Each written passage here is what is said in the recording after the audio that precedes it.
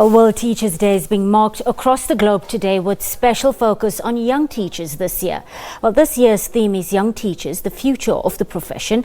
The day aims to celebrate the profession of teaching to acknowledge the achievements. It commemorates the anniversary of the adoption of UNESCO's 1966 recommendation concerning the status of teachers. We're now joined in studio by Fakude, SADTU's head of secretariat.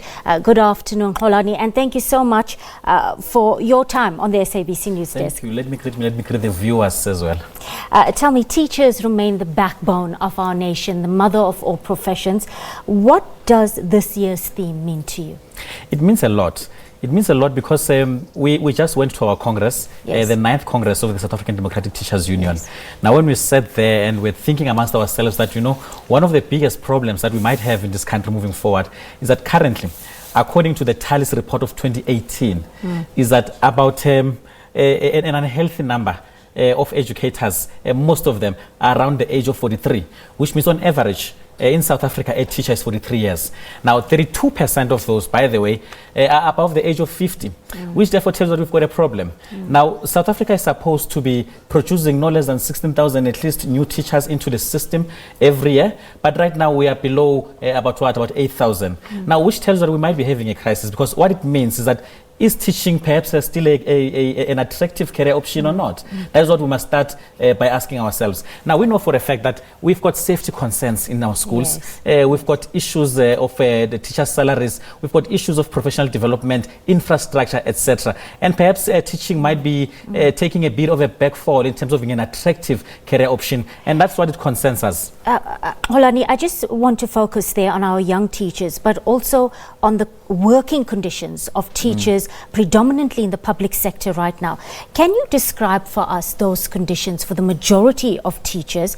And of course, like you're mentioning, the impact this is obviously going to have on the sector's ability to attract new entrants into the fraternity or the profession, like you're saying? Well, I can tell you now with confidence that with the current space of violence in our schools, that is one thing that concerns us. I never thought that in my lifetime I would actually see teachers calling for a danger allowance for education as a profession. It means that now we are beginning to see teaching itself as a dangerous profession, and educators are beginning to say that then maybe we should even be getting an allowance like other public servants and other sectors, etc., who are working in dangerous conditions, because it concerns us that we no longer feel safe when you go to school. When a teacher wakes up in the morning and goes to school, you don't know whether you'll come back safe or not. But then again, there are concerns about the infrastructure. There are concerns about the class sizes. We still have got way above the normal norm, if one can say that, of what an average class size should be like. We still have got teachers who face mini mass meetings, not classrooms, but a mini mass meeting for a teacher in Eastern Cape who faces a class of 87 to 90 learners in a class, and that's just not healthy. It cannot be correct. Yes, one can appreciate the challenges faced by teachers on a daily basis, but you must admit that the image of the profession has been tarnished to some extent by certain educators who we read recently conduct inappropriate relationships with learners. I mean, there was one teacher somewhere in the country who even went ahead and impregnated some of his learners.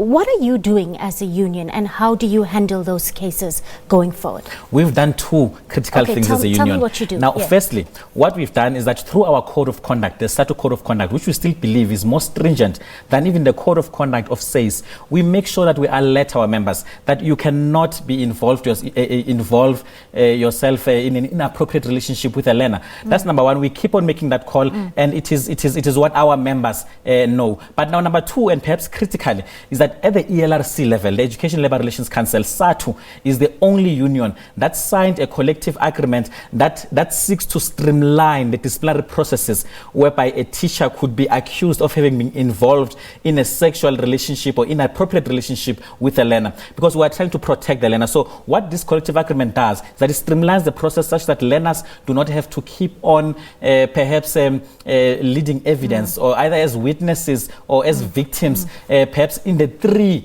spaces, platforms whereby you have a disciplinary case going on right now. So SADTU is saying they should be streamlined. Learners should not be exposed to secondary trauma. And by doing that is because the primary interest of SADTU as a union is the learners. And that is who we are as a union. Holani, I want to go back to the young teachers theme. Now, in terms of teacher training and skills development, we understand that the Department of Basic Education in the 2018-19 financial budget allocated something like 1.2 billion rand for teacher training, all right?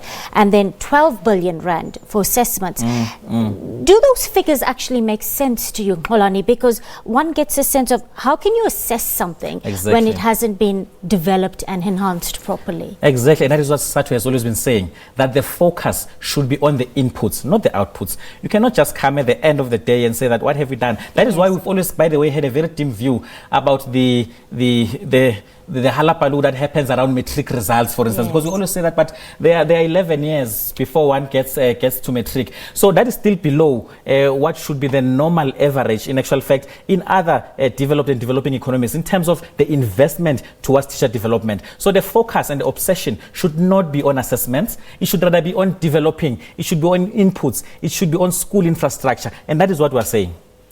Holani Fakude, I'm afraid we're going to have to leave it there. We are out of time. Thank you so much for sharing those thoughts with us right here on the SABC News. Thank you very much. Thank you.